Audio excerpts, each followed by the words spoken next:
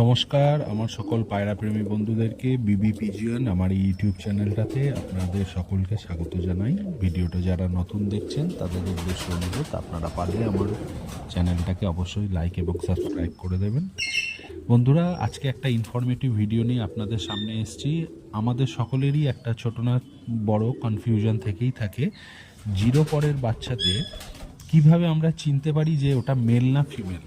তো এটা নিয়ে অনেক বন্ধুরা আমার ভিডিও বানিয়েছে। আমি একটা সাধারণ টোটকা আপনাদেরকে বলতে চাইবো, যেটা আপনারা নিজের বাড়িতেই লক্ষ্য করে দেবেন। দেখুন, এই একটা লাল সাদাতে একটা জিরো পরের বাচ্চা, আমার কিন্তু প্রথমত সন্দেহ ছিল যে এটা হয়তো মেল হতে পারে, কিন্তু দেখুন মেল বা ফিমেল বোঝাটা খুব দুষ্কর। আমরা যতদিনই অনেক এক্সপিরিয়েন্স আছে, আমরা পায়রা পুষি না কেন, কবুতর রাখি বাড়িতে, আমরা কিন্তু বুঝতে পারি না যতদিন না মোটামুটি 4 থেকে 5 পর কাটছে।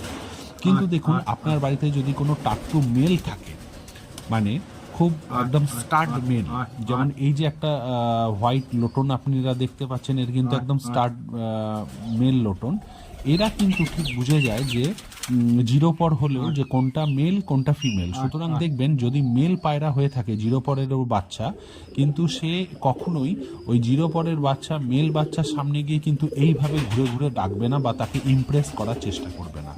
তো এটা একটা সাধারণ টোটকা বা উপায় আমরা চিনতে পারি যে এই বাচ্চাটা মেল না ফিমেল।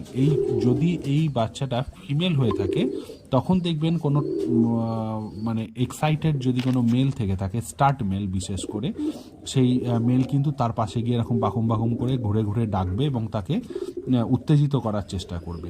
তো এইটা একটা সাধারণ জ্ঞান আমাদের থেকে আমরা জানতে পারি। ভিডিওটা ভালো লাগলে আপনারা অবশ্যই এটাকে অ্যাপ্রিসিয়েট করবেন। নমস্কার বন্ধুরা, ভালো থাকুন।